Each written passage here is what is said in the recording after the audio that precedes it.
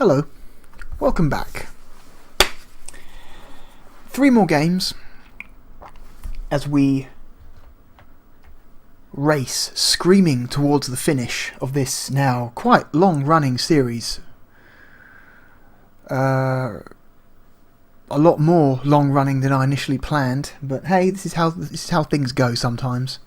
You know, initial plans rarely survive first contact with the enemy. That's a quote. I don't remember who originally said that. Maybe I should have looked that up. But no, I'm too lazy. So,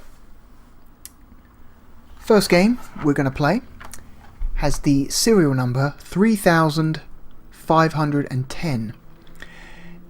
And this is a home port of a arcade shoot 'em up or shmup. I wouldn't call it bullet hell. This game rides this is that period during the 90s between classic style shmup versus modern bullet hell, where it's like the number of bullets on screen is getting larger, but it's not quite bullet hell standards, if you get what I'm saying. Okay. This game was originally developed by a very well-respected Japanese company called Saikyo. I don't think they're around anymore. But yeah, they were very well-respected for their shoot-'em-ups. Alright. And I'm going to hit this, and I'm going to hit this. This game originally came out in arcades in like 97? 97 maybe? Hang on, original arcade release 95. And then did not make it to Europe until... Oh, hang on. No, not 95.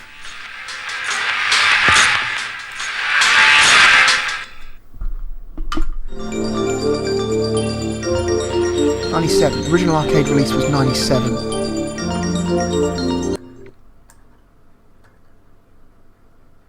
I was right. And the home version did not make it to Europe until 2002. This game is, as you can see, Strikers 1945 2.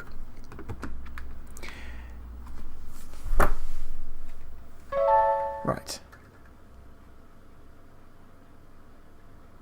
So.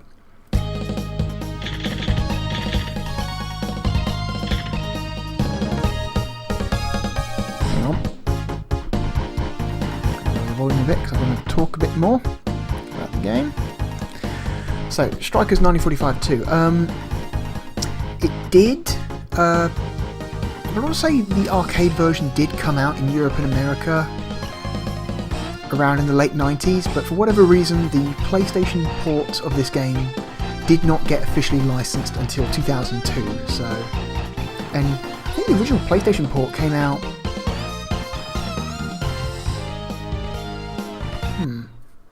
Yeah, the PlayStation port of this game. When did this come out? When did the Japanese PlayStation port? Was that 99? Might have been 99 when this came out for PlayStation in Japan. Which again is weirdly late because typically home versions of popular arcade games get ported straight away. But yeah. The original Strikers 1945 also got home versions, but none of those home versions made it to Europe, at least. I can't tell you if that's the case for America. Maybe America got lucky and got the first game. So, the thing I will tell you is, this version of the game, specifically the European PlayStation version of the game, the localization is extremely lazy. The majority of the Japanese text and language in the game was just removed. I have the Japanese copy of the Saturn version, and all the menus are in English, most of the options are in English. The only thing that's in Japanese, in the original Japanese version of the game, is for every selection on the menu there's usually a little text box next to the little window in the bottom left with Japanese text, and there's some FMV with some Japanese voiceovers. It seems like in the European release of this game they didn't translate the boxes, they just removed them, and the majority of the FMV they just, instead of translating the speech, they just replaced with like generic music. So every one of these little videos right here originally had a dude speaking over it, talking to you about the history of the plane, but in this version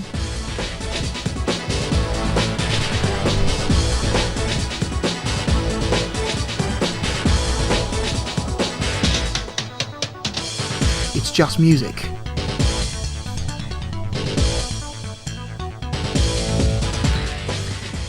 It makes the videos kind of pointless, because they were, that would be interesting. Here's a short minute-long video with some guy telling you about the history of a plane, because all the planes in this game are real-world planes.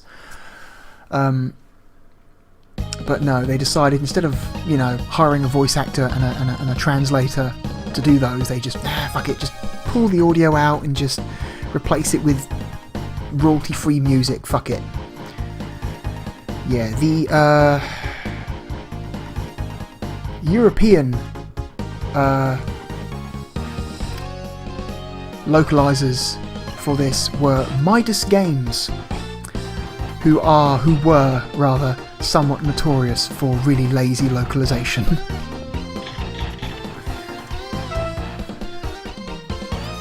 But unlike some other Psycho shooters that came west that got far worse treatment, this is actually quite faithful to the original Japanese release, so I will give them that. They didn't completely butcher the game, unlike a certain other shooter series that we might look at in a future episode. So the first menu in the game is asking you, what do you want? How do you want to play the game? Do you want to play it in a version of the game optimized for 4x3 televisions? Because again, this is a vertical arcade shooter. The original arcade version of this game ran on 3x4 monitors, not 4x3 monitors, so the monitors were taller than they were wide. But since at home everyone at the time has 4x3 monitors,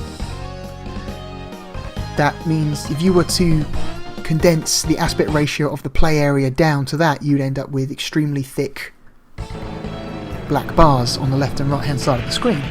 And some people don't like that, right? So there's a version of this game where they basically try and optimize it a little bit for 4x3 televisions by cropping the play area, as you can see in the bottom left.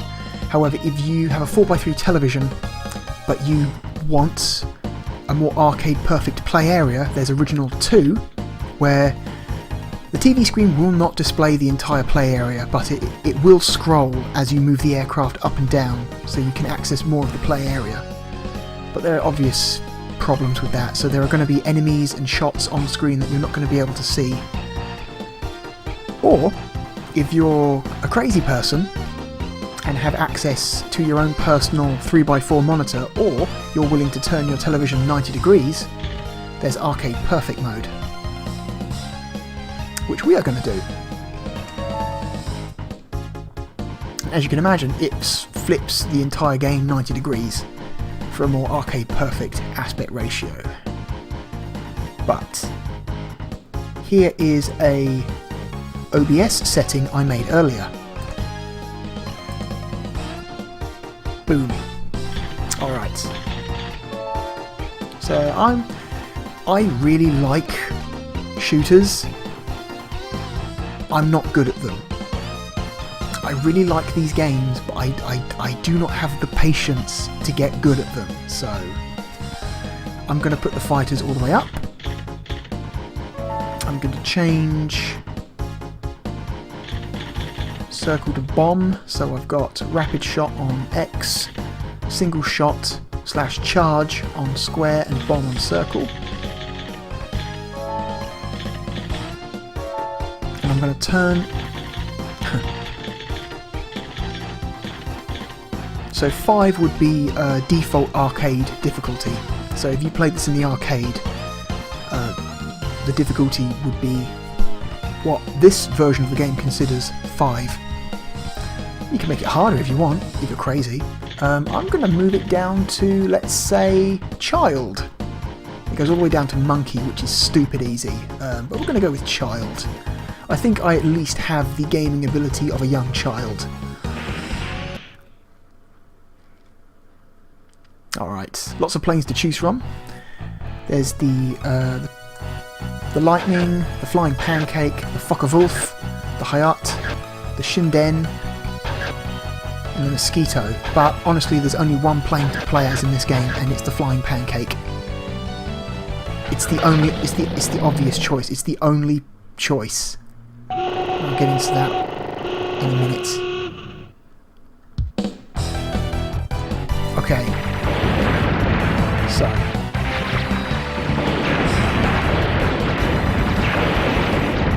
I just hold down the X button. It's just continuous barrage of shots.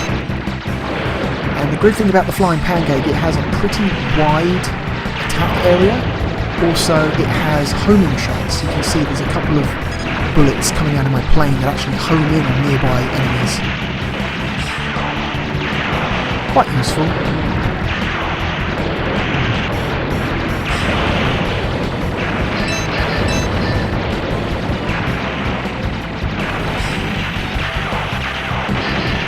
Got that power. You can only... hang on a second, I'll turn the volume down a little bit. Just a little bit. Let's try -4 decibels. Again, I'm going by the volume bar on OBS to try and tell how loud I am compared to the game, so... it's not the most accurate way to do it. Okay.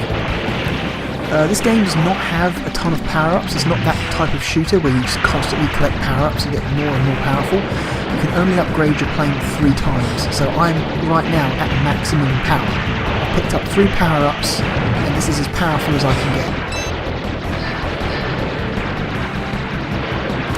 Now, if I was to hold down the single shot button, I can charge up a powerful secondary attack, which, if you look at the bottom left hand side of the screen, you see that meter. As I destroy enemies, that meter fills up, and the more that meter fills up, the more powerful my secondary attack will be when I use it. Which I use it now. Big old fat laser beams.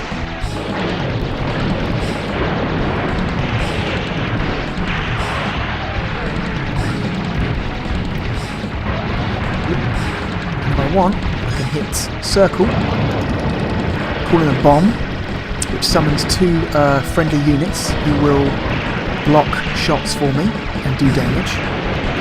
Every plane has a different bomb. Some planes call in allies, some planes just have a big massive explosion. This game has really good boss designs, it's just ridiculous. It's like, oh, here's this aircraft carrier. Psych, it's a mech. It's a giant death robot. Typically that's the surprise for all the bosses. They start out as a ridiculously large new vehicle, and then they transform into a giant death robot. Which is cool, I like that. Like, what if the Nazis had giant death robots? It's very comic booky, it's very ridiculous. So I believe you're not actually fighting the Nazis in this game. I believe this game is set shortly after the end of World War II, when the world is like recovering from the conflict, and apparently at that moment in time, this is the actual story, I'm not making this up, the story of the game is, shortly after World War II, aliens invade. Shit you not, aliens. and at first they disguise themselves as human forces. So you think, oh, is this mysterious shadow nation who's like trying to take advantage of the exhaustion after World War II to try and, you know, take over. So it's like, oh, all the countries that are initially fighting each other World War II must put aside their differences and combine what forces they have left to fight the new threats. That's why you can play as a Focke-Wulf, that's why you can play as a Shinden. I believe the original Strikers 1945 you can play as a Zero and a Spitfire. It's ridiculous. It's great. And at the end of the game you end up going into space, so you've got these World War II propeller planes in space. It's fantastic. Completely unrealistic. And this robot shoots bullets, spreads that look like swastikas for some reason. Alright. Yep, see, thanks. So I guess we're technically fighting a giant Nazi robot that travels on train tracks. Okay, I'm down with that. Sounds alright to me.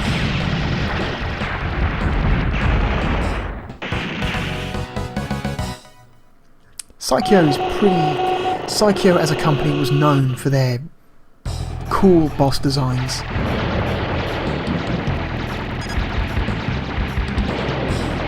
Kind of what most of their shmups are. Short, fast-paced levels with lots of stuff, followed by a very ridiculous, over-the-top boss encounter. Because the levels aren't long. The levels are like a minute long, and then you're fighting the boss. And the boss fight lasts as long or longer than the levels do, so it's a very boss-focused game.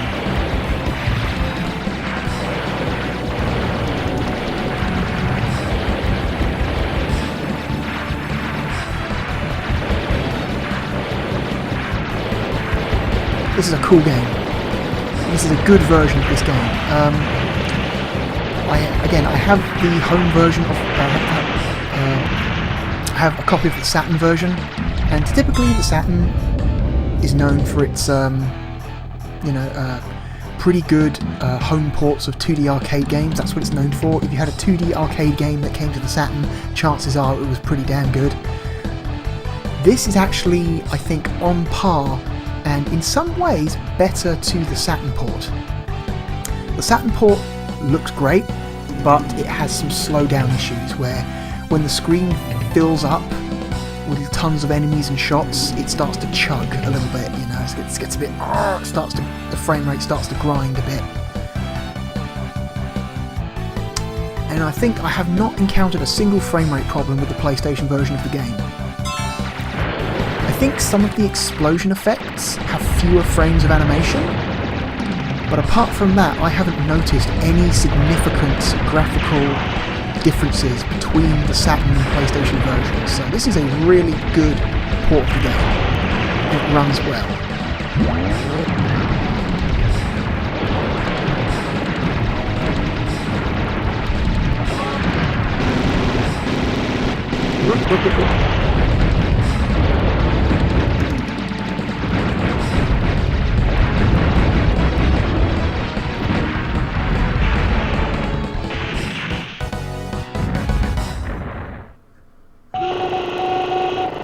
Iron Casket Battle Airship.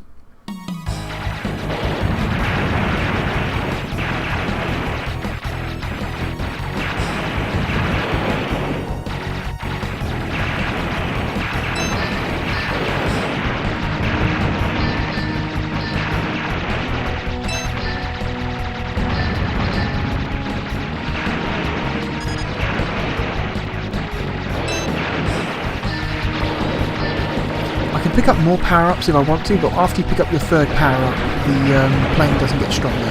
I think picking up power-ups after your third power-up just gives you another point bonus. So, okay, I've got a full-up secondary meter.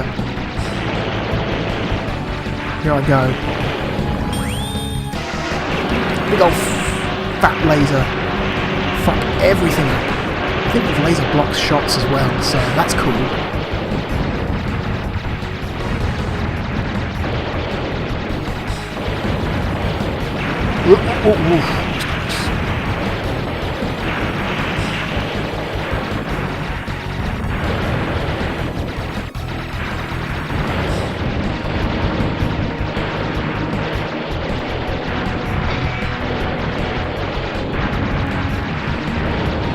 Whoa, hang on.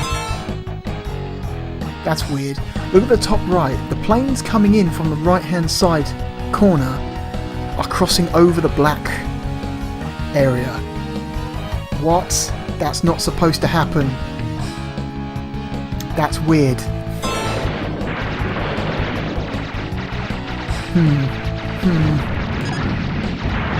There's a mistake there. Whoop, whoop.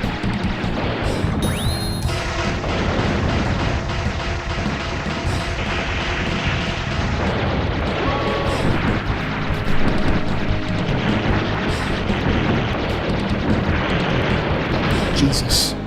Panicked.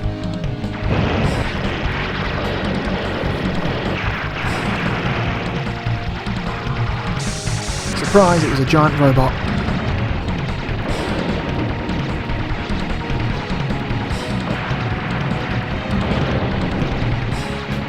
There was a third Strikers 1945, but I don't think that a home version of that ever came out, or if it did, didn't come to Europe at least.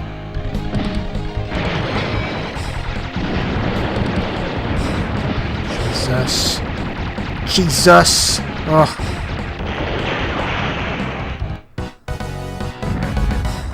Okay. I think as you play through the game, the difficulty does creep up a little bit. So definitely way more bullets on the screen than when I first started playing.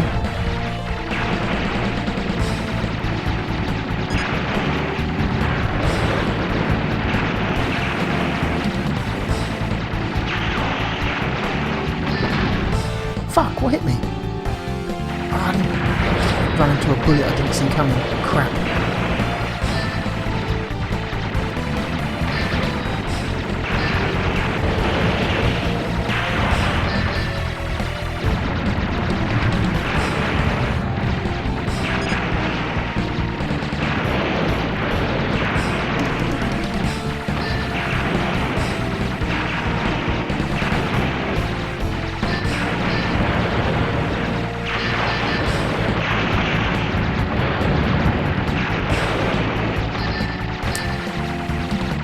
Unfortunately, when Midas brought the game to Europe, they did not bother doing any optimization work on it at all. So they didn't optimize for 50 Hz, which means the game does run a little bit slower than it would have done running at 60 Hz. Because they cut the stuff out that they weren't willing to localize and then just put it out, which is a shame. Again, Midas were notorious for their lazy work. I guess we should be thankful they brought it out at all, right? Games like this weren't that popular outside of Japan, so I mean they had their fans, but the shmup scene was never as big in the West as it was in Asia. Whoa. Oh shit. Scorpion robot. Fuck.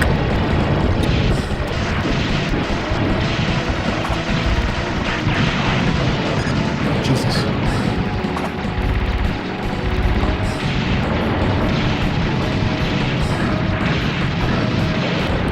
His claws up. Got him. Suck it.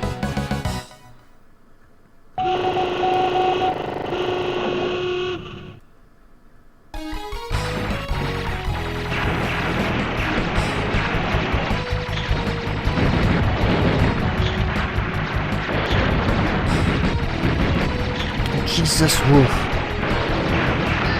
I'm skimmed there.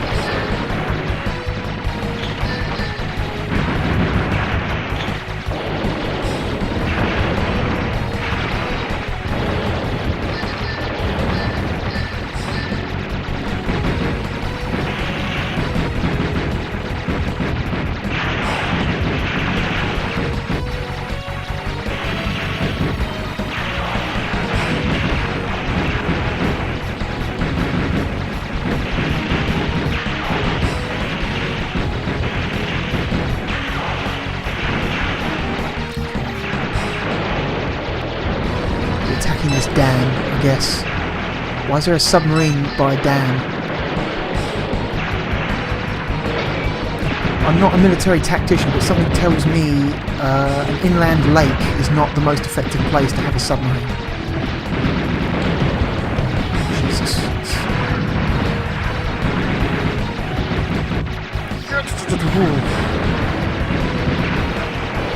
Right. Save my secondary for the boss.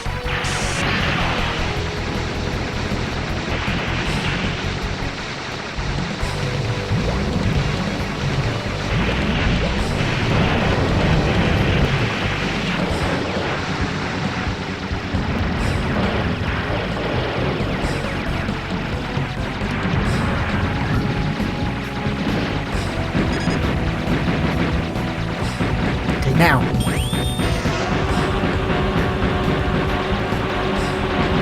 Suck it, submarine. Oh my god, you got a lot of health.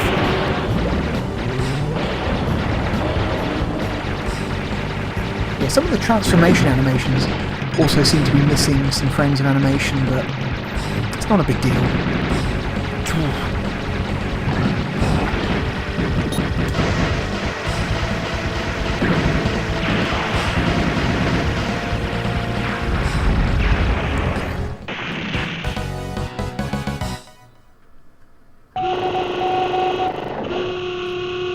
I like how they spell blockade. Blockade. It's weird.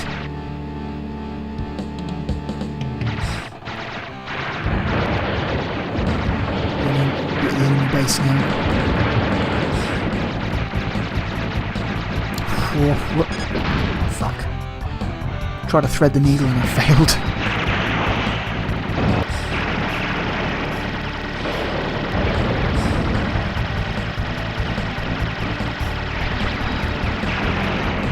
Jesus! Just got faked out by that one tank. That would have been embarrassing.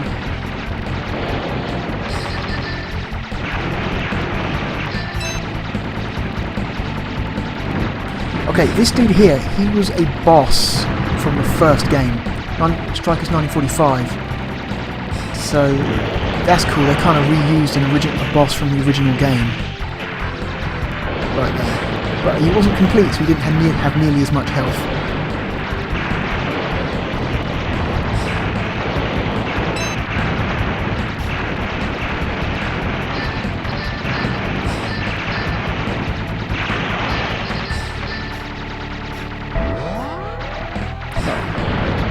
These are some of the first appearances of the alien ships.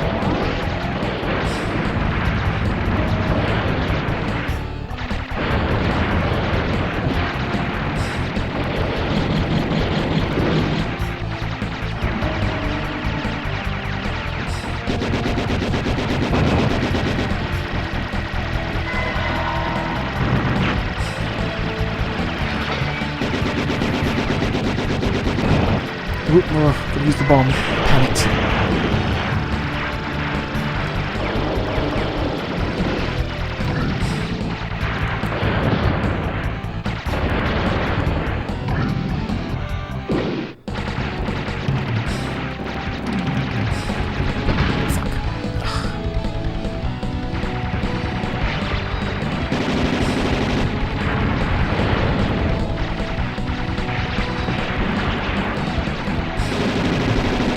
Forgetting, don't watch the bullets, watch the space between the bullets. That's the secret. Fuck. Also, try not to get hit by giant lasers.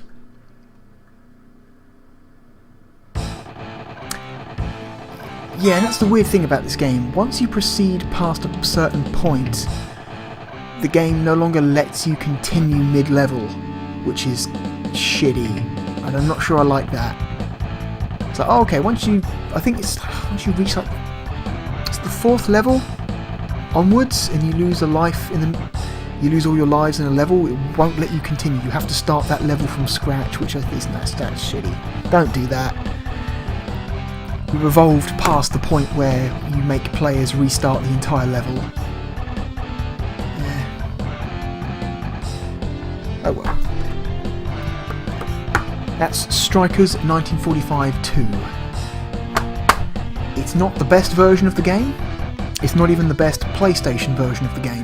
But the game is cool, and it is in far better shape than certain other Psycho shooters that came west. Midas may have been cheap, but they were not the worst. Right. Turn that off.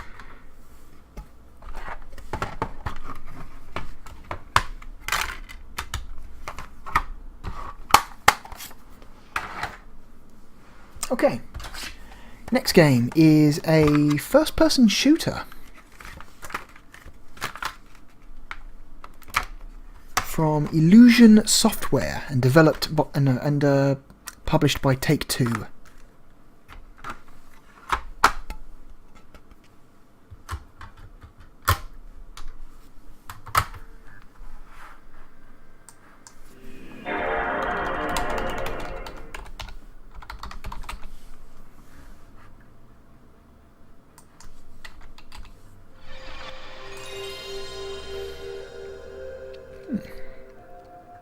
Originally released on PC in '99 and then ported to the Dreamcast in 2000 and PlayStation in 2001.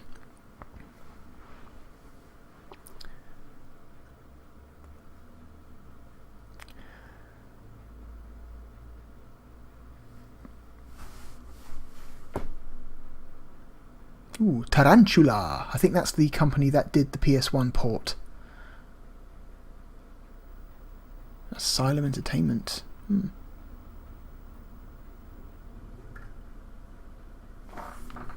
Okay. Oh, hang on. So yeah, the game is Hidden and Dangerous. Serial number 3602.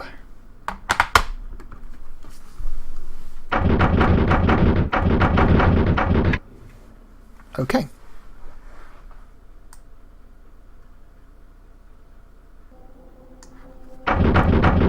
This game's a bit. It is a first-person shooter set during World War II, but it's a bit more strategic than, say, a Call of Duty or a Medal of Honor. It's more to do with your loadout and your tactics. Start game. I will start off by saying the PlayStation 1 version of this game is not great. This is not a good version of the game. Like, apparently the Dreamcast version was a bit better.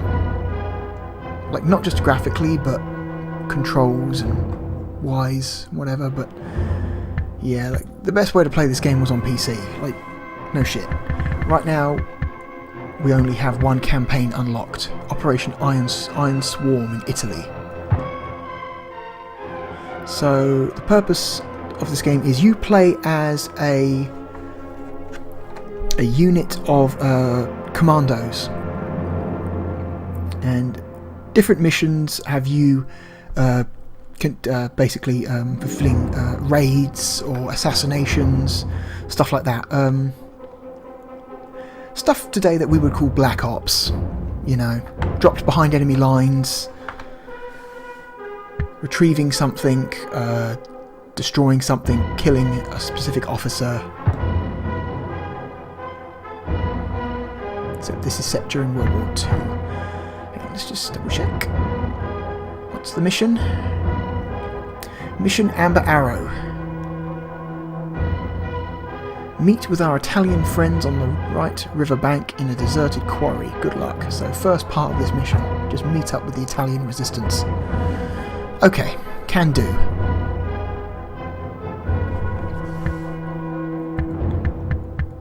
So we have to choose our squad, and we have lots of different choices to choose from.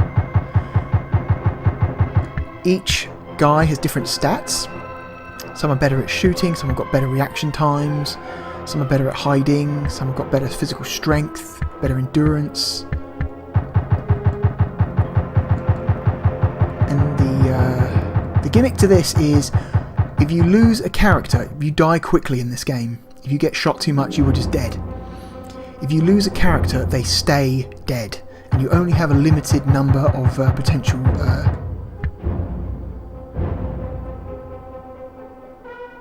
soldiers for your squad, and you have to basically get through a campaign without losing all of your men.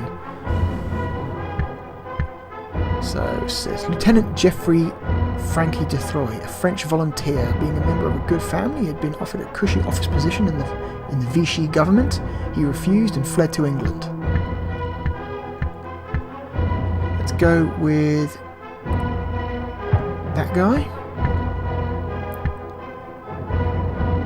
John Winston joined the SAS as a volunteer at the time of its establishment. He did not take part in many battles, but he proved himself as an all-round and reliable soldier. Okay, we'll take him. Anthony I. Switcher, surveillance operation specialist. This subtle soldier is able to pass even the most vigilant patrols unobserved.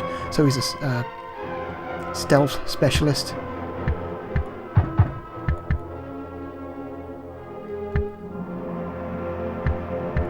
New Zealander, he seems like a good all-rounder. Dutch, ex-member of the Royal Navy, take him. Private John Smith. He was not one of the lucky ones who reached the beaches of Dunkirk in time. He had to steal a German gunboat and cross the channel by himself. Okay, that's... alright. Julio Macho Zapata, Spanish Republican who escaped from Spain to France after victory by fascists. Okay. Some of the guys in this lineup are just throwaway soldiers, so...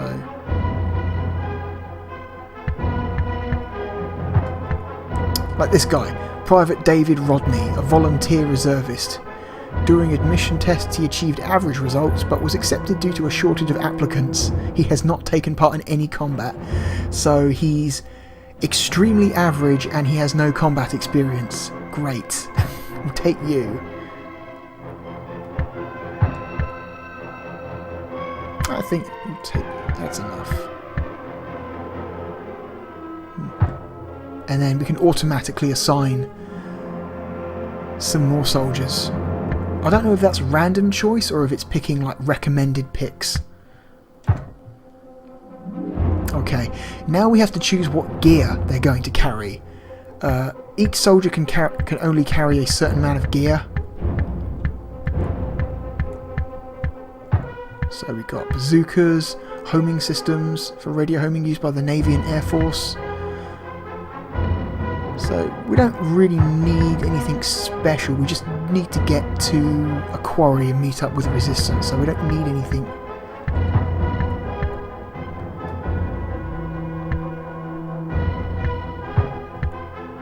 Sten gun.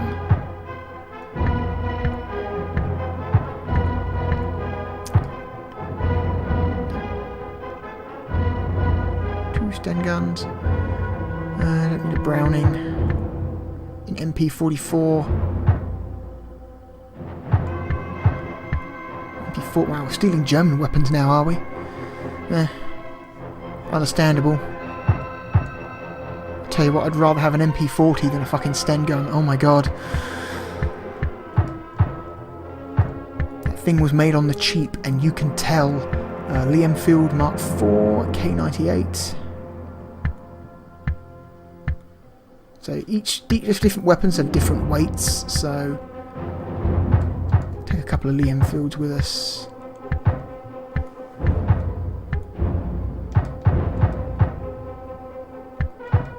Tell you what, just automatically fill me with stuff. There we go. Why do we have explosives? We don't need explosives.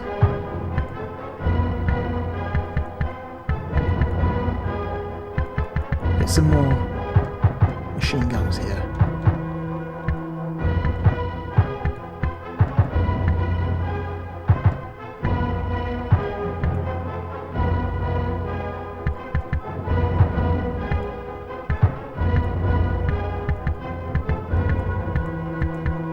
Okay.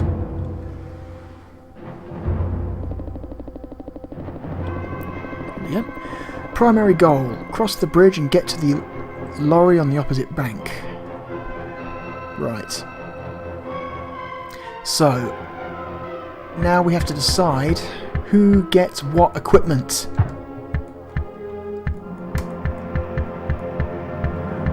What are you going to have? Let's give you a Colt. Let's give you some grenades. Let's give you a Sten.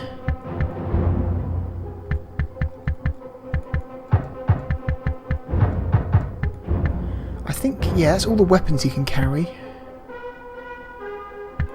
If that's the case, let's give him some more grenades.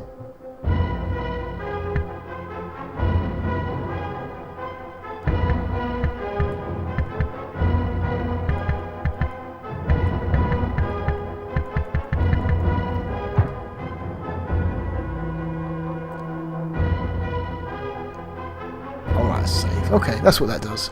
I wasn't sure if that was a save or not.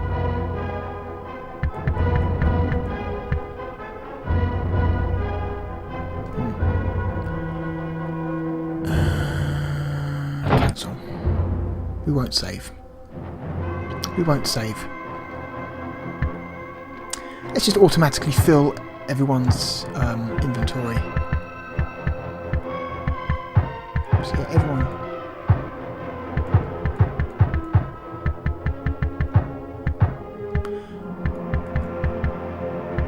Would really like a Sten gun though.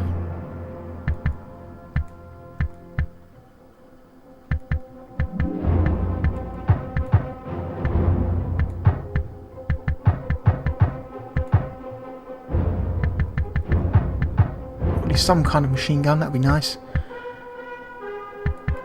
Whatever, let's go. Start the mission.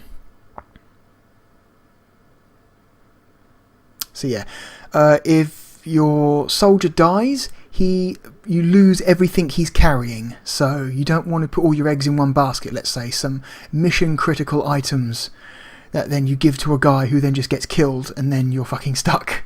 I think you can retrieve equipment from the dead bodies of your soldiers, so there is a way out of that, but you die very quickly in this game.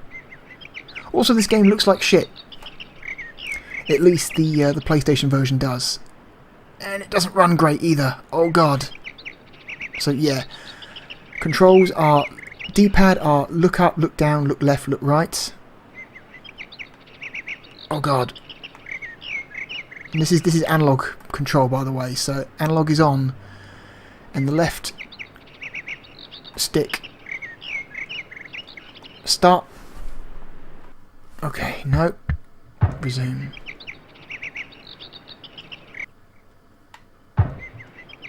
Oh god, yeah. Movement is mapped to the face buttons, so strafing is circle and square. Moving forward is triangle and X. This is real awkward. Oh, I don't like it at all. Oh. Okay. Oh. R1 is grenade. Oh, fuck. Okay. And so, yeah, this is the view. All the weapons appear as just big 2D sprites in the screen. How the fuck do I crouch? I'm trying to crouch, but it's not letting me. Hang on. You should be able to crouch. I crouched before. Why can't I crouch now? Controls are not great, is what I'm trying to say.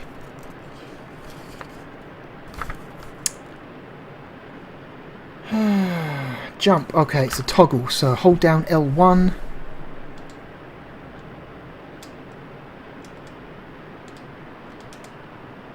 No? Jump. L1 plus triangle.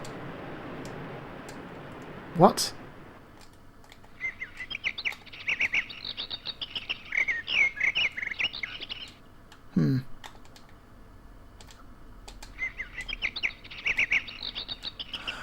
Oh god, you got to hold down triangle and then tap L1, which is not the way I would have done it. I would have done it hold down L1 then tap triangle, but that just moves you. That's shit. That's terrible. Hold down L1 for fast look, which is almost uncontrollable. Oh my god.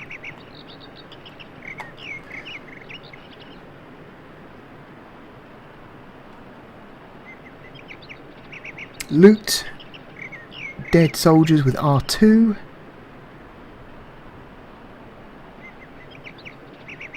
Okay, L2 plus up and down to change your stance.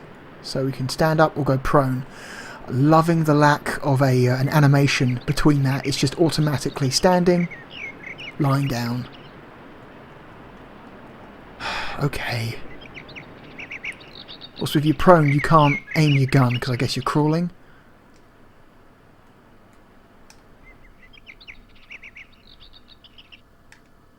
Also, the draw distance in this game is not great.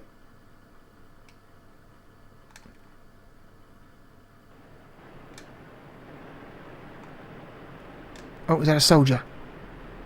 Yeah, you see him moving.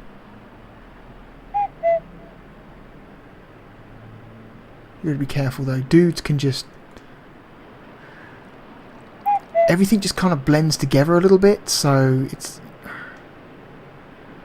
tough to see enemies. Oh, there's two of them. I'm trying to very just gently nudge the crosshair of this gun over the enemies, but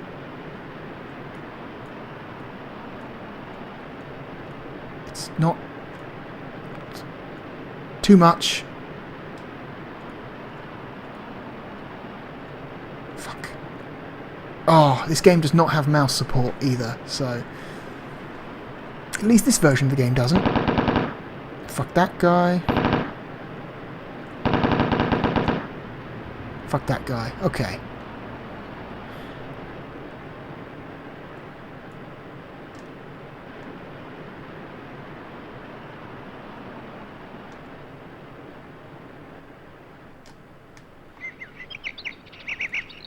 Nine soldiers left in the level, apparently.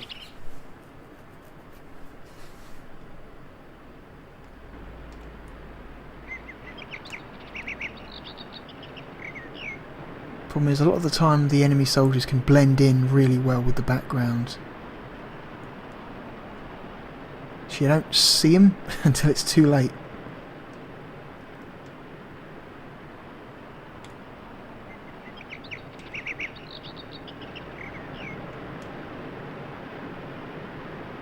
Behind me. Nothing behind me. Okay.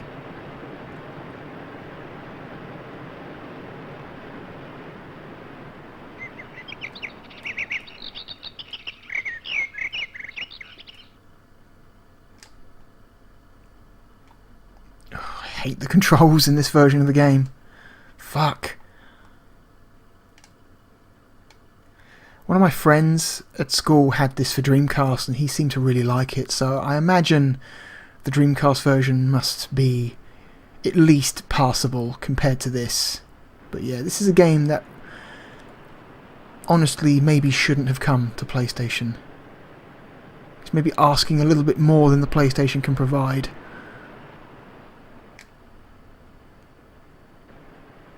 Or at least more than the developers were capable of.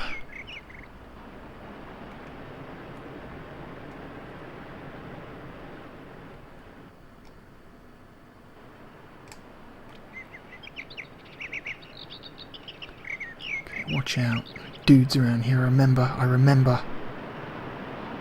They blend in real well with the surroundings.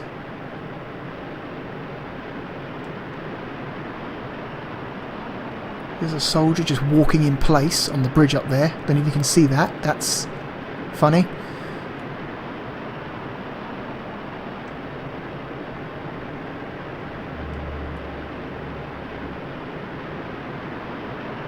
Let's try sneaking.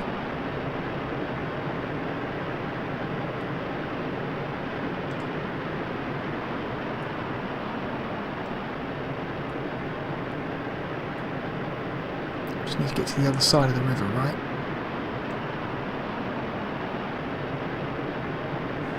Problem is, I'm pretty sure there are dudes up there. Yeah, there's one up there.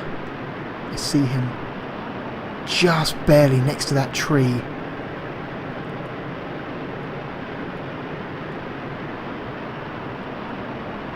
Pretty sure there's another dude by the building as well. Shit. Here I go.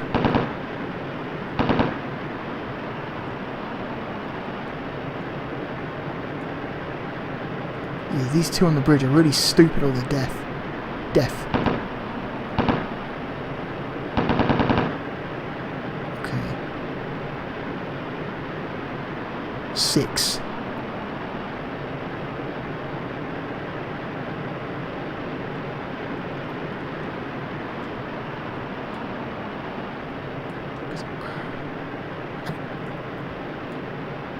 There's another dude. There's another dude. Where is he? Where is he? I know there's another dude. I've seen him. Sometimes they're so difficult to see against everything. And again, that's camouflage, right? That's the purpose of camouflage, so I guess that works.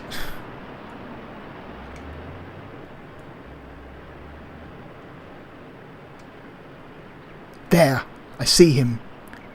He's behind that pile of bricks or logs or whatever the fuck it's meant to be.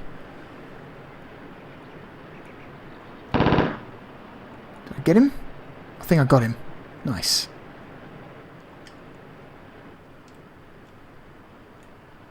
Okay.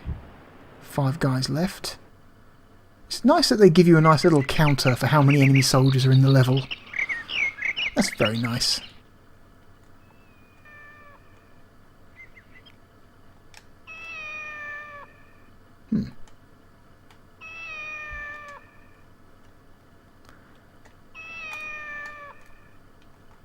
I think we just took his rifle.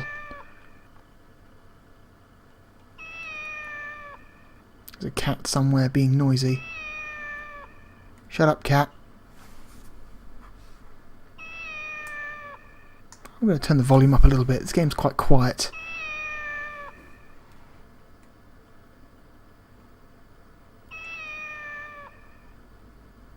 Oh god.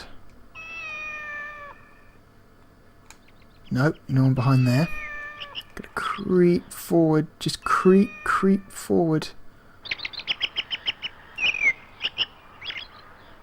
Whoop, that's weird.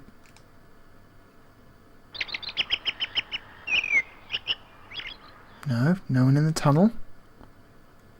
Oh, you turn around so slowly in this game.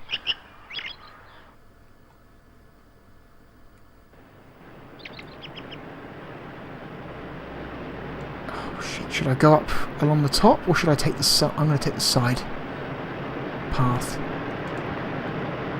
I just keep expecting to get tagged in the back by a soldier I missed.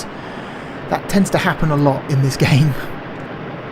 You think you got everyone, but it turns out you missed one, and then he shoots you in the back as you pass him, and then you die, and then you lose one of your men, and for some reason I can't fucking strafe. What? Yo, I just want to walk down. Oh god, just... Oh Jesus, that was rough.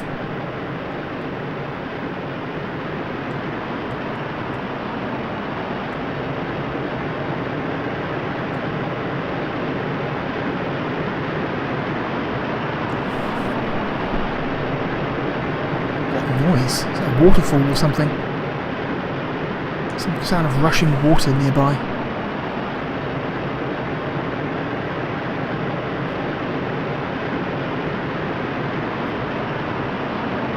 There might be German soldiers up on the bridge above me, but I can't see them, and even if I knew they were there, I wouldn't be able to shoot them right now, so...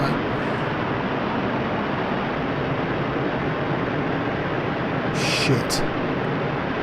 Okay, there's a building up there.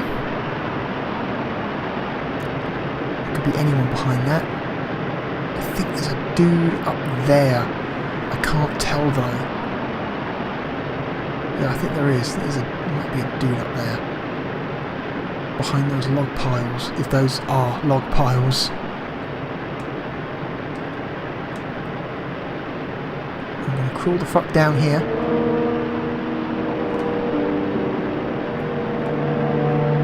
What? What happened? Oh fuck, did I die? How? How did I die? Because I got my feet wet?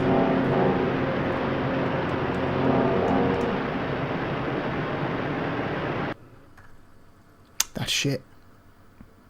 I got my feet wet, so I died. Oh no, I crawled into the shallows. Fucking hell. Shit like that. Yeah. Shit like that. What the fuck? Let's try again with another soldier. I think it repopulates all of the German soldiers as well, so hooray. Oh god. It's just kind of dumb, frustrating shit like that I do not like about this game. Like, the idea is cool. Here's a more tactical, slow-paced shooter. You've got to sneak your way in, perform objectives and get out without losing too many people, but fucking hell, are there just some aggravating design decisions around it. Yet they did repopulate the entire... Fuck.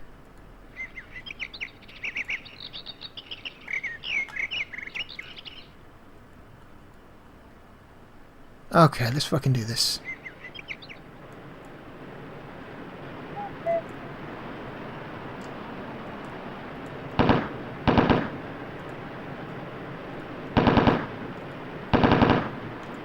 Aiming this fucking gun is impossible.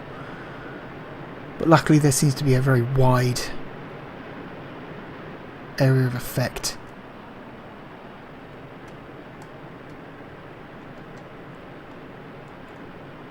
Loot this bag. Nice. Take his ammunition.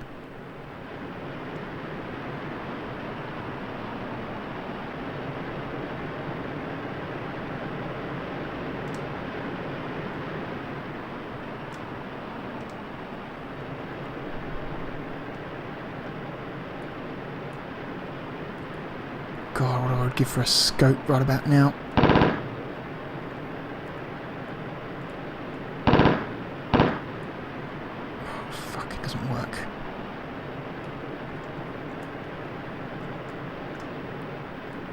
Fine, let's go prone again.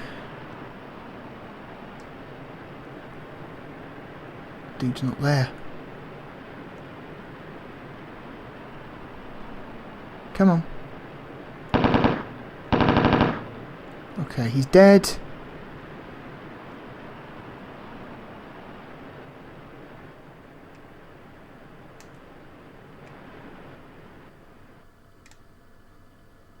Where's this dude? Oh, what the fuck? Where? Fucking where? This is what I'm talking about. Oh. Jesus.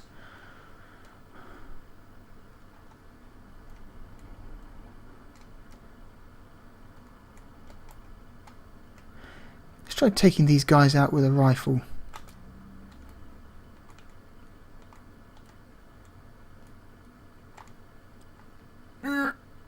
Oh right, I'm prone, so I can't aim down past a certain spot. That's annoying.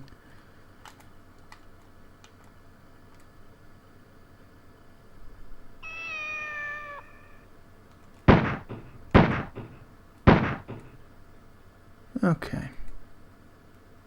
Where's your friend?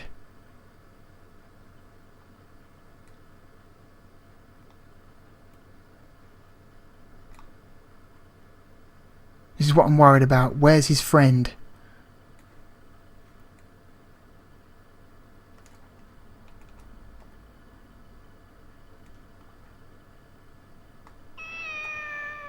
That fucking cat.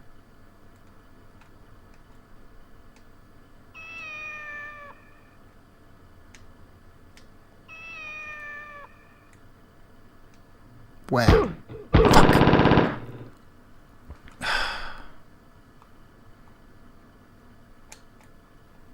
Not doing great.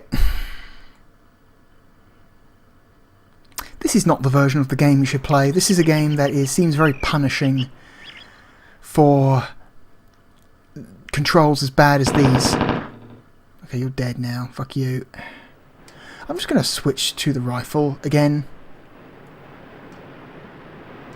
And why is it forcing me to aim up into the air? What? That's dumb. Again with that. This is fucking stupid. Nope, I have to aim 45-degree upwards, apparently. That's as low as I can aim. That's shit. Okay.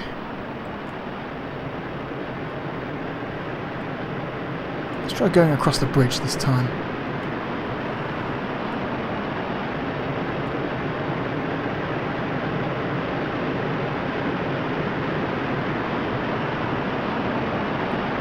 Try not to die from getting our ankles wet this time, shall we?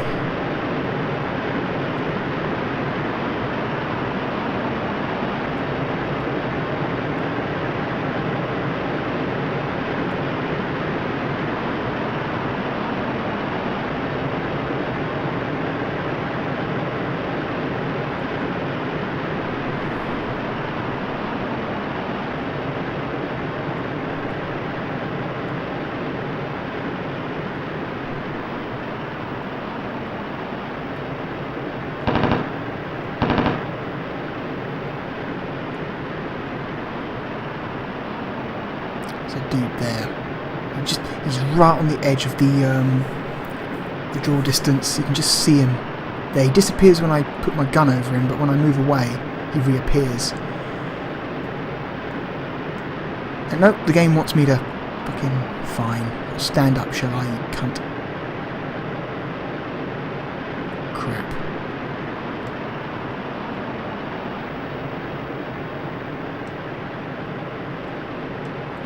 Don't do anything stupid.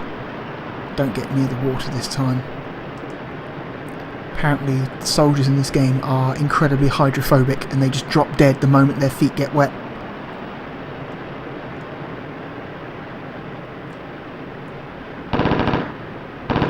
Got him. Right, got that guy. There's a dude up there as well. I see you, cunt. Okay. Alright. Better shape this time, although I have no health, so if I get caught by another soldier, I'm probably dead.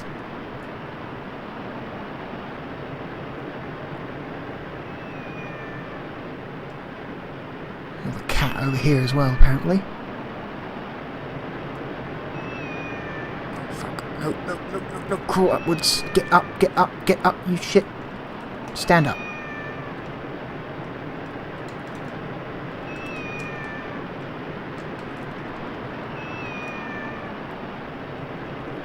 Maybe you just can't go that way. Maybe the game doesn't want you to go that way. Just want to walk behind the okay, Christ. Ugh.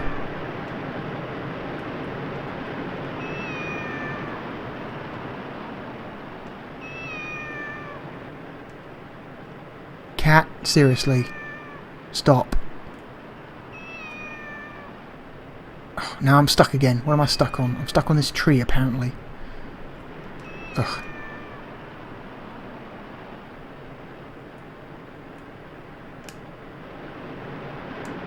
No, don't get near the water. That's death. Fuck, where?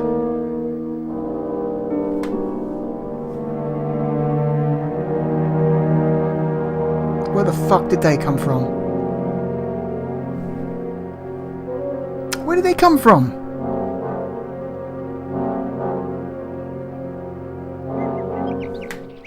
And, okay. I really like what this game is trying to do, but I feel like the controls aren't good enough. Like, if you want... Okay, I'm not angry because the game is punishing. I'm angry because the controls aren't good enough to justify a game this punishing. If the controls are good, a punishing game is fun because you know it's not the game's fault if you die, it's your own fault. But for fuck's sake, don't play the PlayStation 1 version of this game, is all I can say.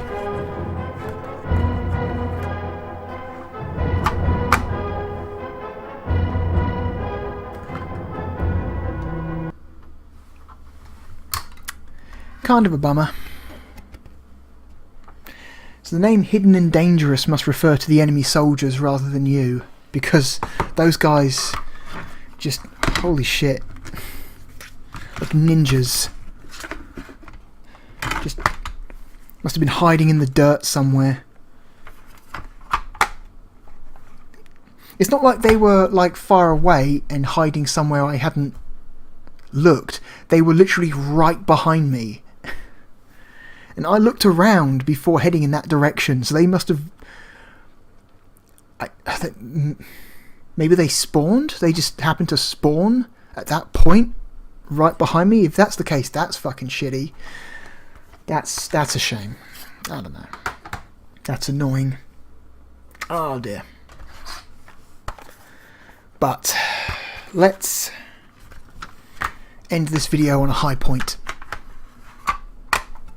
A little while ago, I looked at the original Tony Hawk Pro Skater.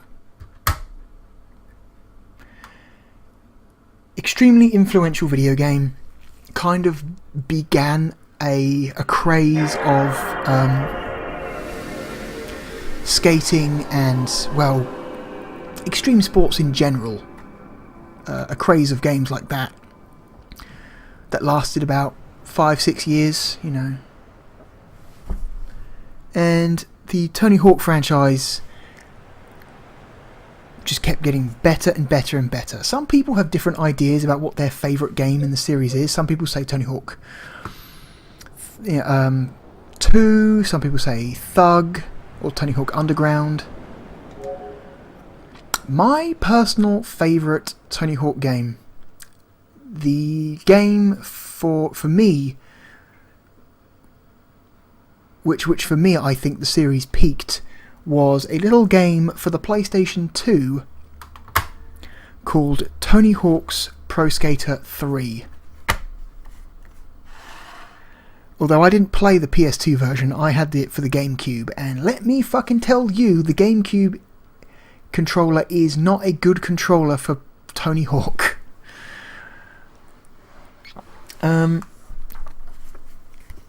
However, a lot of people still had PlayStation 1s, and Activision, who owned the Tony Hawk franchise at the time, thought, hey, there's still money to be made on the PlayStation 1. How about we port this PS2 game down to the PS1? It's doable. And so that's what this is. This is a version of Tony Hawk 3 for the PlayStation 1. I believe they put out a PS1 version of Tony Hawk 4 as well, which came out in like... Tony Hawk 4, 2002 or 2003? So yeah, like 3 and 4, which were PS2 games first, came out in this thing.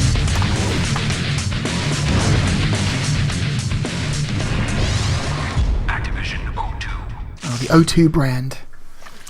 Now, I'm going to have to mute the music at some point because this game has an amazing soundtrack, but all of the music is licensed, so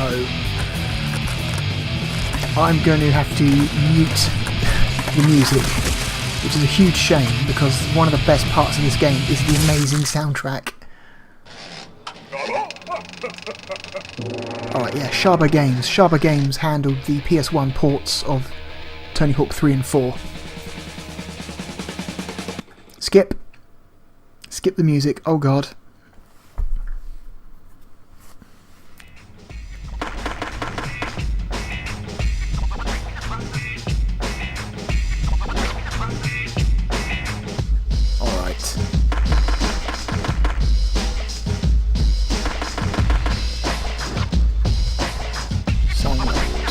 Music.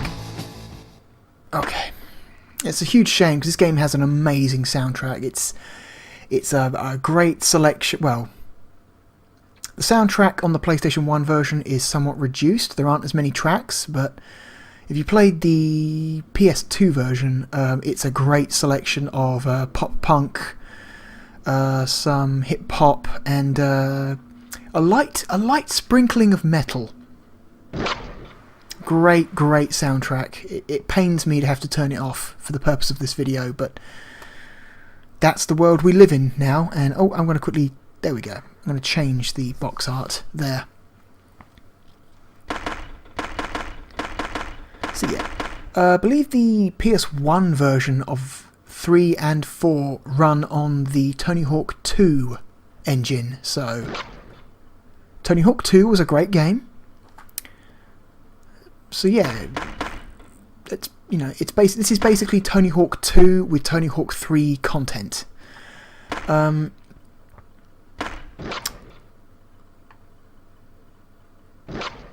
Alright. Oh my god, this hideous monstrosity of a creator skater. Ugh. I absolutely loved Tony Hawk 3, did everything, unlocked everything, even the secret stages. I did the thing where if you smash every single pane of glass on the cruise ship, that secret, that incredibly laborious, time-consuming secret that takes forever to do. And honestly, the payoff you get for doing it is not worth the effort, but I did it anyway. Yeah, I loved Tony Hawk 3. That game was great. It ran butter smooth. That game ran at 60 frames a second. This version of the game does not. This version of the game runs about as well as Tony Hawk 2 did on the PlayStation 1. So, not great. It's my stats. Okay, it's good.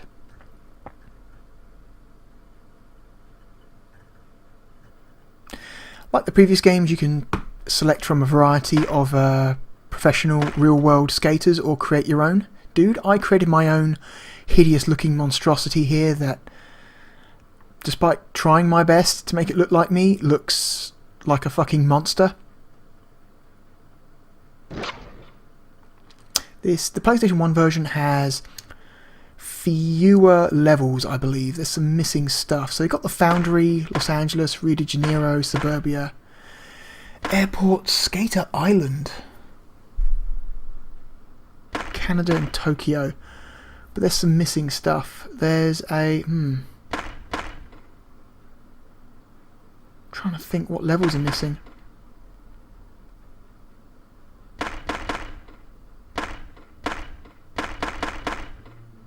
I can't remember. Oh, cruise ship, obviously, cruise ship. The final level, the final main level you unlock in the PS2 version is the cruise ship, which is arguably one of the best levels in the game, but it's not in this version, apparently. Also, some of the levels that did make it over have been seriously reworked. So I believe the PS1 version of the Los Angeles level is very different to the original PS2 version of the level. Okay, I'm going to change... Okay, let's just play a level. Foundry. I've done most of the objectives in this. Grind the control booth, find the secret tape.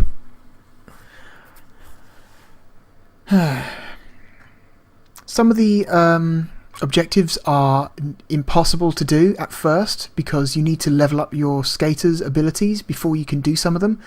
So some of the objectives, like find the secret tape and grind the control booth, require you to get up to the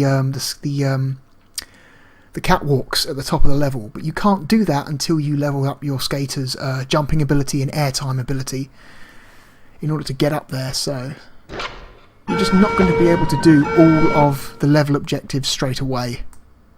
Whoops. Hang on. 1 minute. One cotton picking moment. Okay. Oop. Yeah.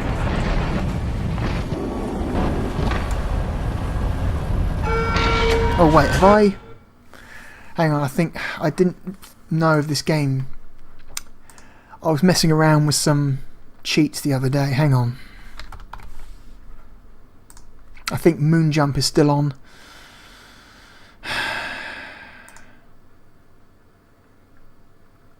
I didn't think it kept the cheats on between power-ups, between you know, reboots, but apparently it does. Moon physics. Nope. Moon physics, so hold L1, right up, down, X down, up, down, X square. There we go.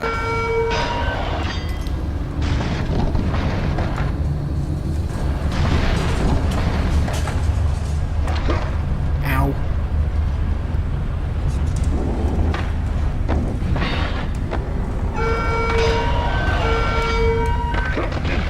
Fuck. Ow. See, I need to get up to the catwalks.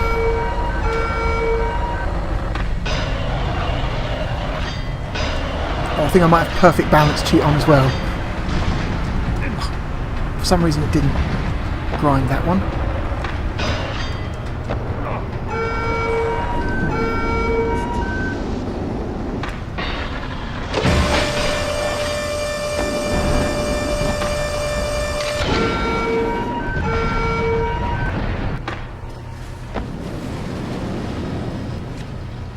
Okay, so I think we've got to jump up from here.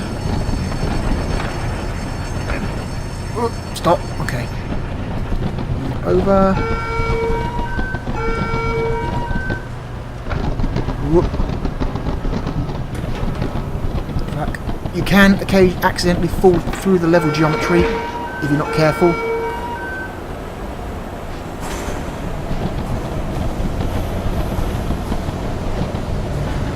Now, can I build up enough speed to get over this gap? So far, I haven't. Nope.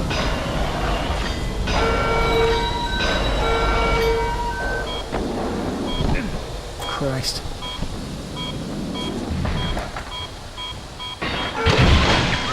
Yeah, there we go. So I grinded the control booth. Great. Perfect. I think the Foundry level is quite faithful to the PS2 level layout. They didn't need to change much in order to get it to work.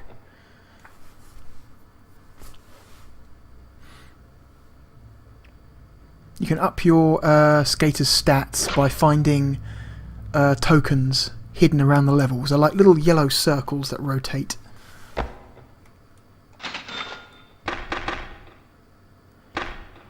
Level select. Let's try a different level.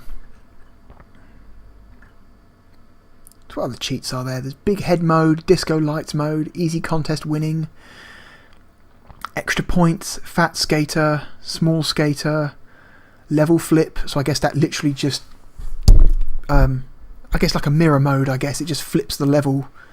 So everything, you know, it's just basically mirror mode. Everything that was on the left is now on the right, and vice versa. Perfect balance, random start location, simulation mode. What? Slow motion mode, which might be useful for some complicated bits. Smooth mode. Smooth mode just turns off all the textures, so you just deactivates all the textures on the map, which doesn't seem that useful.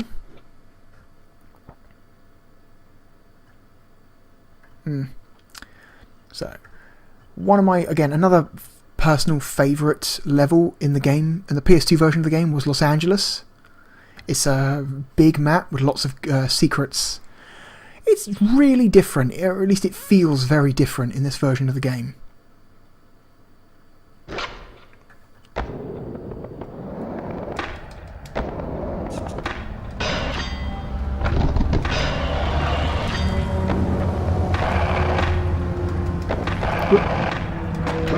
Fuck.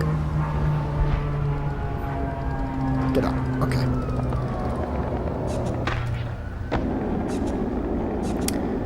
So I'm trying to find all these switch boxes. Basically do a wall ride over the transformers, or the power transformers.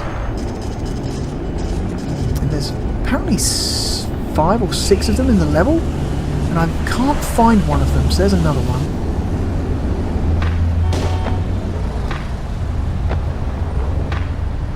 Crap. Oh no. Stop, stop, brakes! No, stop, brakes, okay. They're around the edge, I think.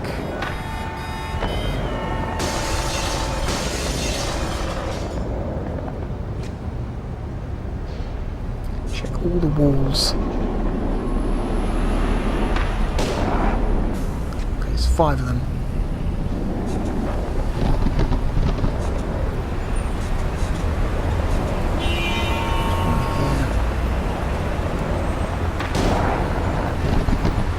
So where's the 5th one?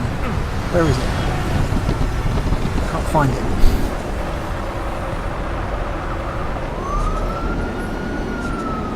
Back. Maybe it's in the middle somewhere, maybe it's on one of these walls here, hidden in the middle.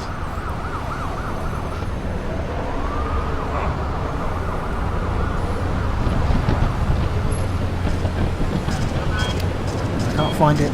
Shite. Oh wait. It's over there. Shit. Fuck. Well, I know where it is now, so we can just retry that. I know where it is. Okay. We can do this efficiently. Let's do this. 1.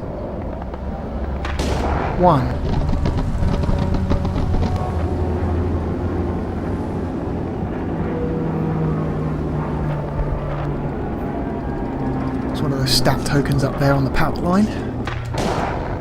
2.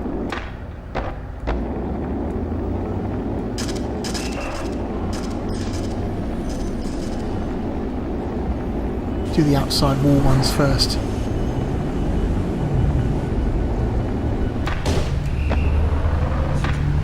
Oh shit. No, fuck.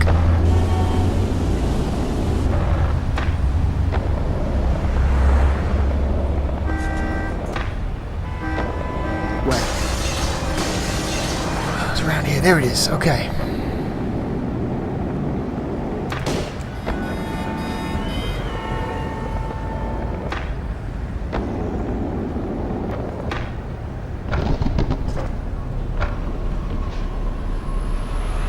There, I see it. Alright. Alright, objective complete. Okay. Cool an elevator by hitting that switch.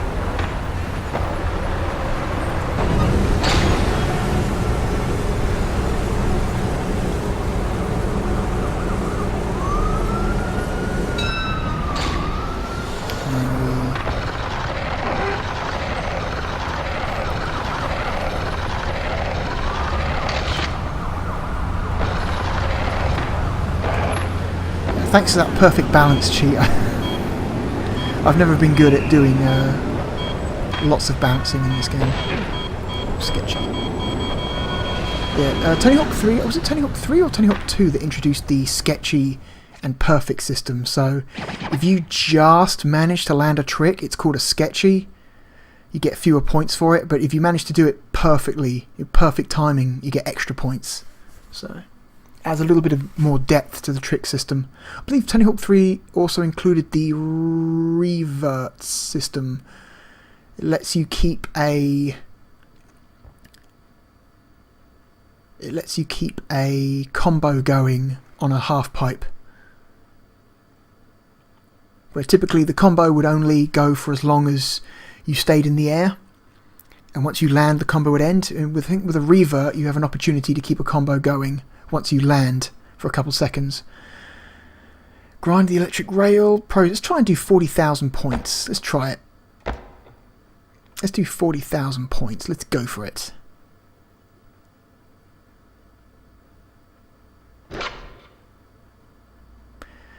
Like a lot of games that I used to play in my youth, as much as I used to play this game and as much as I used to adore it, I have not played it in quite a long time, and my skills have waned as a result, so don't expect to see any crazy shit. Ow. Fuck. Like that. Great start. Amazing start.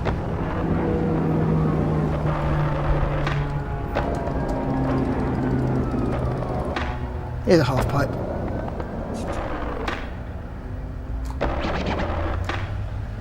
Uh-oh. Fuck. That's always the danger.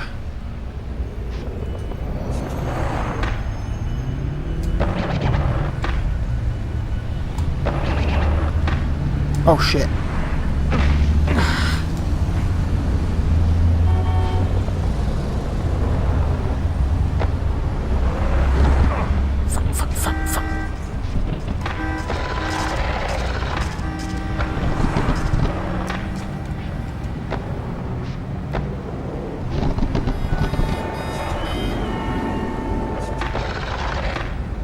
Remember in the PS2 version there was a way to cause an earthquake that would open up part of the level. It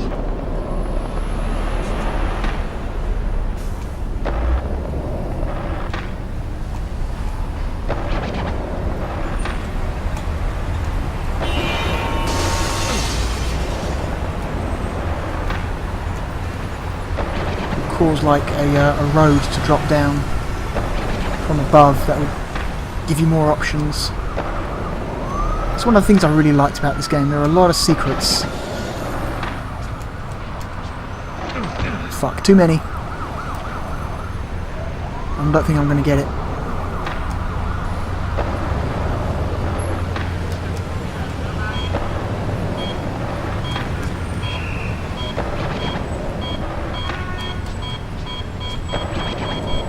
Fucking landed it. Ow. 28,000. Fuck.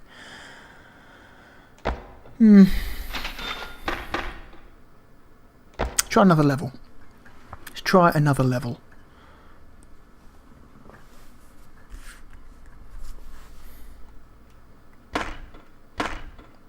Rio de Janeiro is just a competition level. It's not really interesting. Haven't done much on Suburbia yet. Suburbia might be fun. Disrespect the dishes, appall the appliances, ice the ice cream man, 360 flip the weather vane. Okay.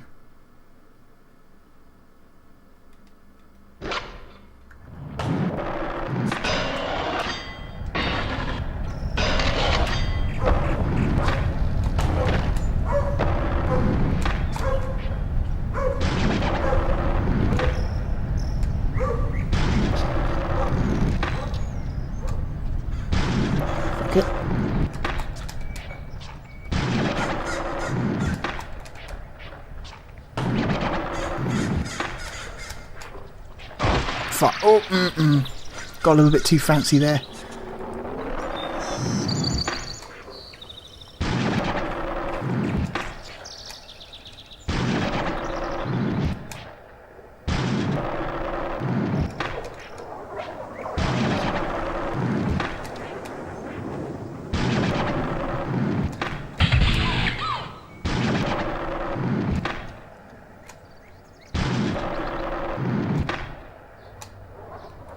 Oh, fuck.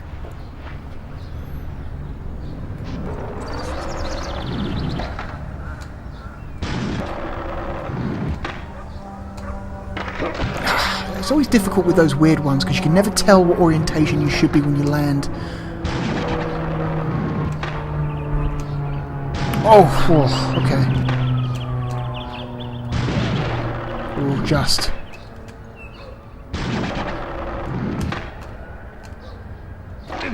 Oh, shit. Getting too fancy again. Okay.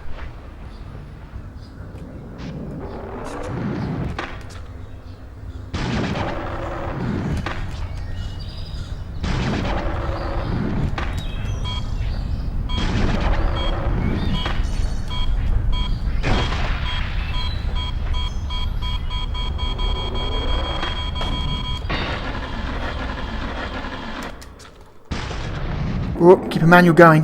Here we go.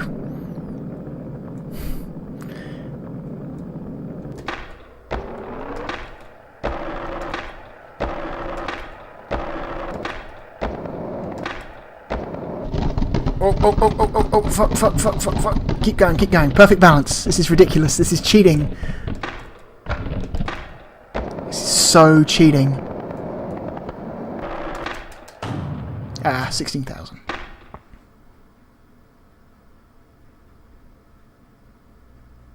Ah, almost made it to 50,000. Shit. Oh well. So, what is pull the appliances and disrespect the dishes? I don't remember. For some reason, I don't remember much about this level at all.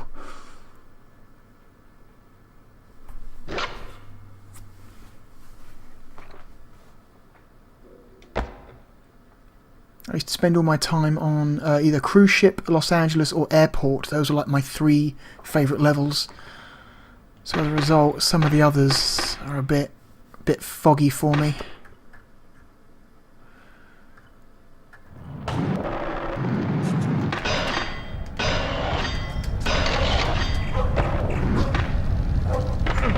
Ow. Okay. That's the edge of the level. Ooh, stat point there. Oh, I stayed out of bounds. Okay.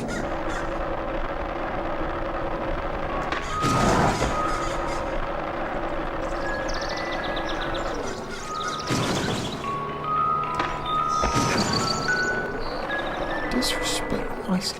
What? Hold on. I have to grind the van? Is that what I've got to do? Maybe.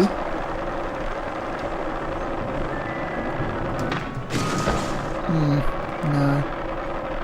Don't seem to be doing anything.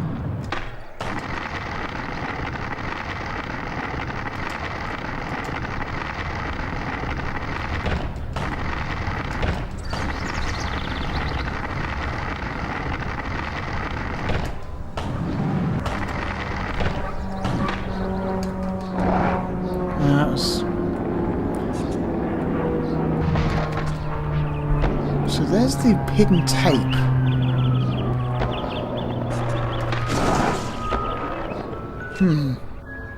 Interesting.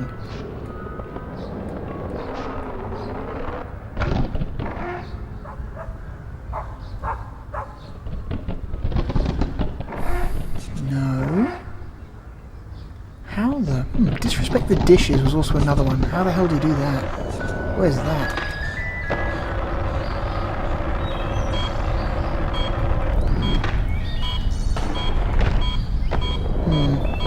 Hang on, retry. Another thing this version of the game doesn't have is the instant restart. There's always like a short animation reload, which is a shame.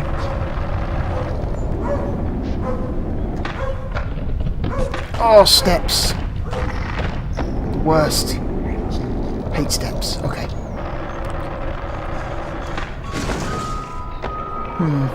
Still not sure what I'm supposed to do with the ice cream man. There's stuff on top of that house. Can you get in the house?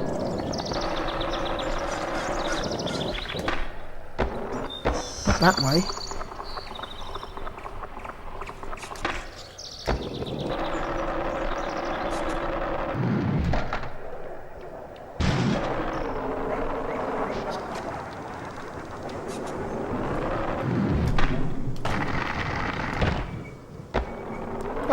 Okay. Seems like we're inside the house. Or the back garden of the house. Oh, that's... Okay, stop. No, don't manual, just go. What are you?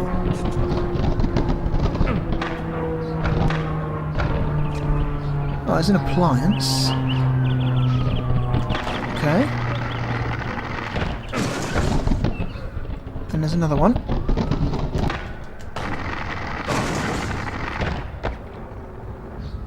Alright, so there are basically, looks like washing machines scattered around the level.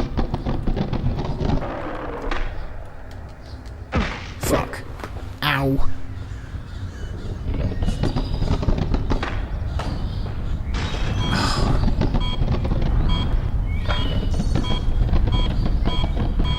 No shit. Well, at least I now know what to do with the appliances. Let's do that one more time.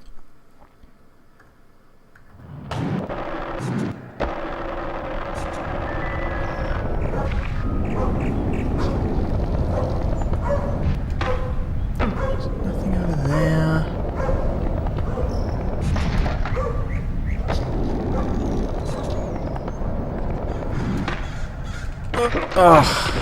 Haven't quite got the stats to get over that. Again, some stuff you just can't do until you find enough stat points.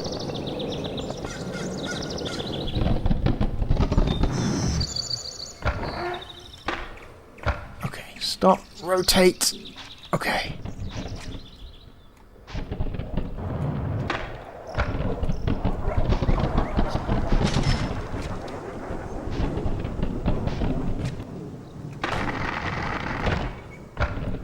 Stop!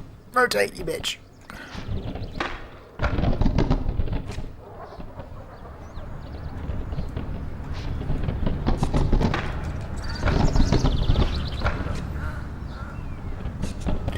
.360 flip the weathercock, it said.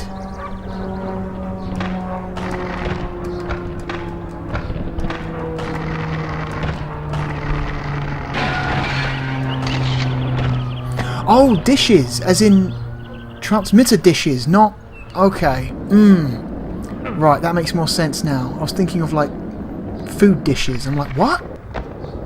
How the hell? No, okay, I get it. Satellite dishes, right. Receive it, bar. Stop! Okay, rotate.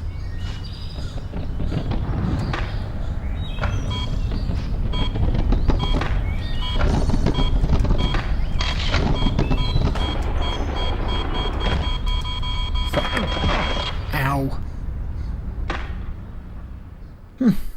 Oh well. Well, we found some upgrade points, so let's spend those. I think we found 2, at least.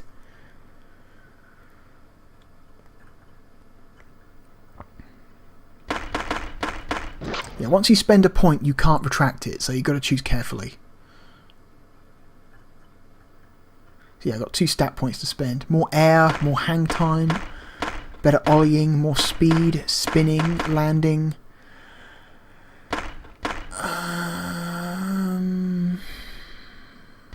Let's increase hang time and landing. I think landing increases the angle at which you can land before you bail.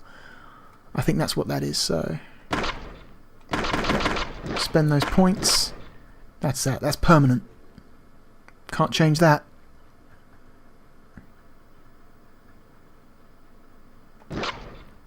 Alright. I think the at least the PS2 version of this game had a bunch of like secret characters as well. I think you could play Spider-Man because Activision had the Spider-Man license at the time. Darth Maul because Activision had the Star Wars license at the time. Yeah, they had a lot. The people making these games seem to have a lot of fun making them. Let's go back to Suburbia. See if we can do a couple more of those. So there are 5 washing machines apparently spread around the level. Weird. Okay. Understandable. Let's do that.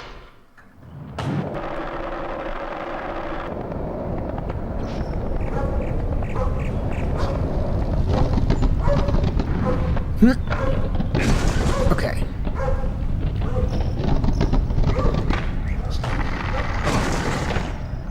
Stop.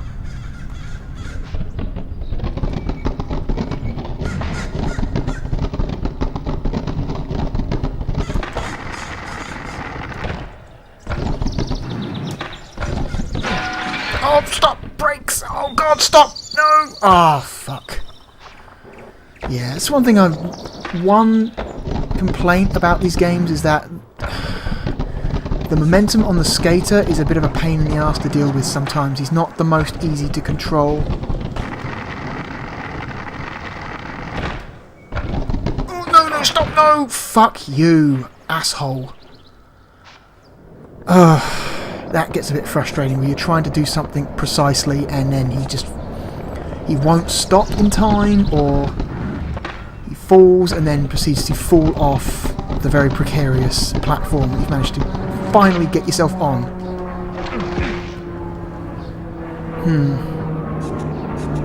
I want to try and get another upgrade point.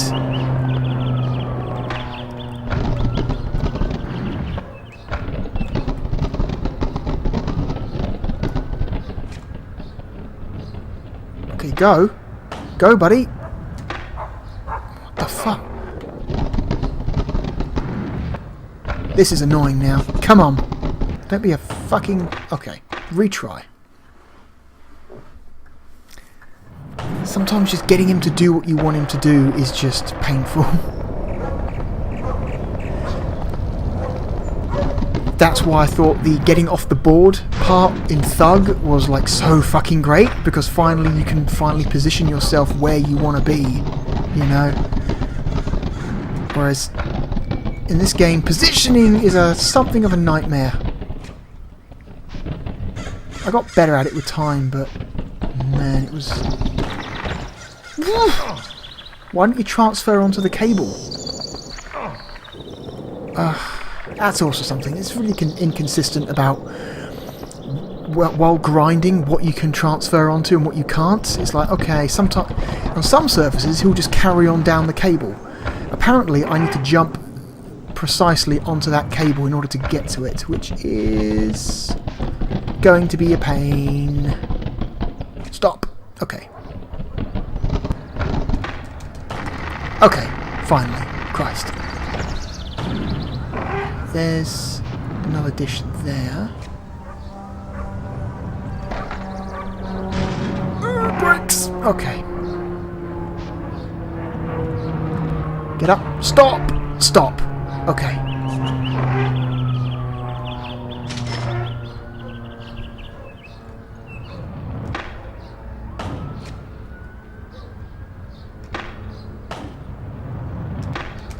Too far! Shit. Oh well, I've got a stat point.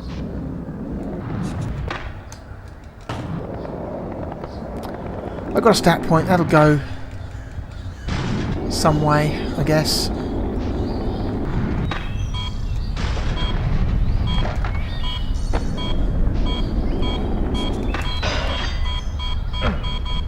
Was it Tony Hawk 3 that had the haunted house? Or was it Thug that had the haunted house?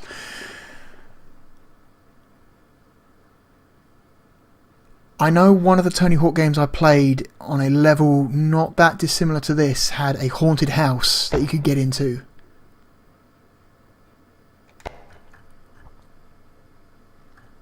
But I can't remember. And also, how do you do what you're supposed to do with this ice cream van? That's part of the secret though, right? The game has secrets. You've got to figure it out. That's part of the charm of these games. Part of the lasting value is that every level had tons of like little secrets you could find. Like hidden sections of map. That sort of thing. And I just want to get up this onto this fucking roof. That's all I want. Stop. Okay. Christ.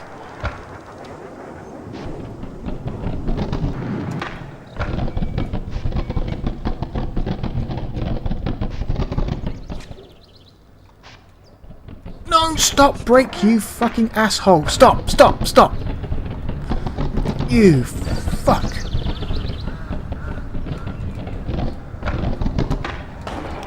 Ha, suck it.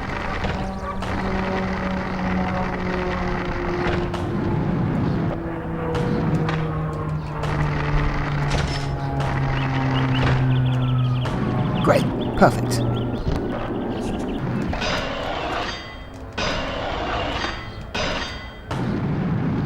What?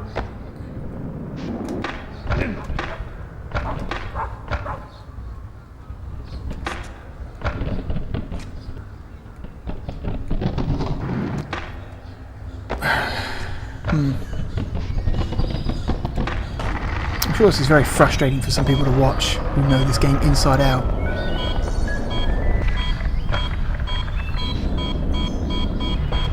Oh, whatever, I've got some stats. And that's a big part of performing some of the more difficult objectives, is giving yourself better stats to make it easier.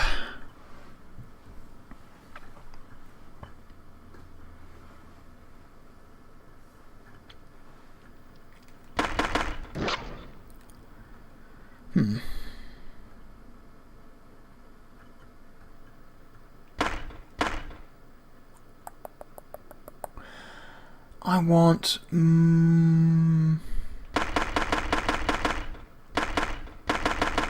air.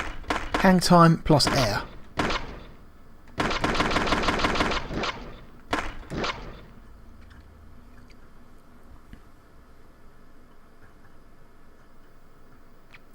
Alright, before we end, let's quickly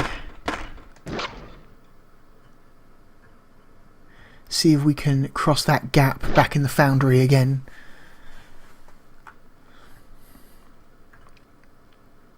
Because I know where the secret tape is, it's just getting to it is a problem. Also, every level has a secret deck, I believe. Skateboard deck that's hidden somewhere in the level.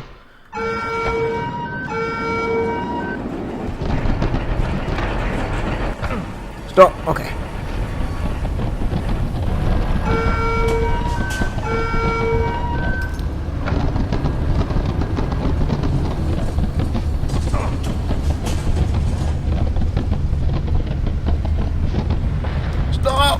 Oh god. Okay, here we go. No, stop. Fuck.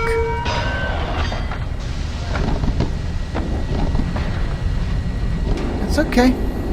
We can try again.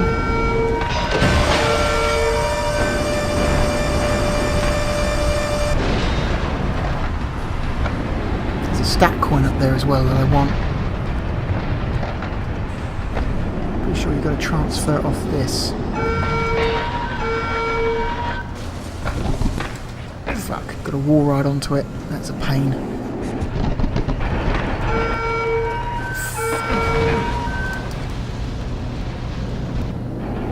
Let's jump over that.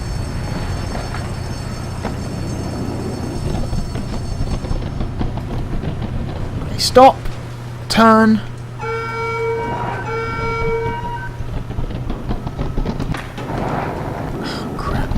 Still couldn't get up there.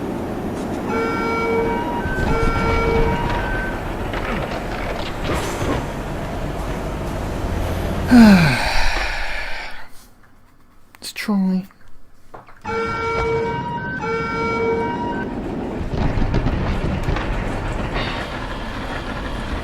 No, fuck. Stop. Okay. This version of the game seems perfectly fine. You know, it looks and plays very similarly to Tony Hawk 2. It obviously doesn't look nearly as good or run nearly as good as the PS2 version, of course. And also, you know, it lacks content. It hasn't got all of the stuff that's in the PS2 game. Ow!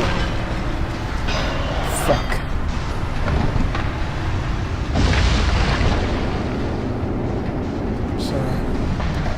It's a neat little curiosity, but yeah.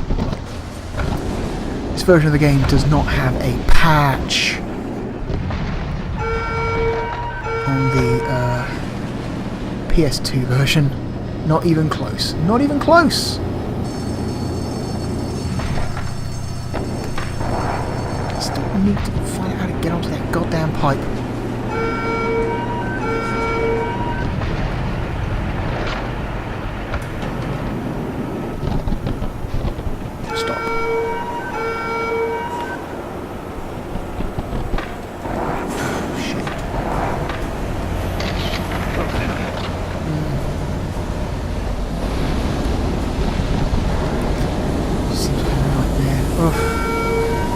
harder objectives just seem vicious.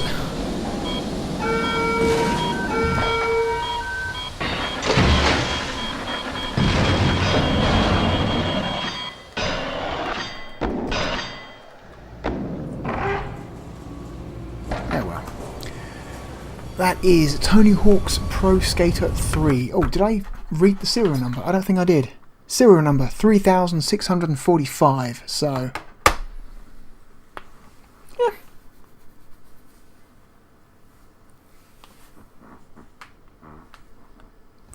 Right. Okay. And that is that. I'm thinking 1 or 2 more videos left for this, and then it's all over. Looking at what's left in the pile. Haven't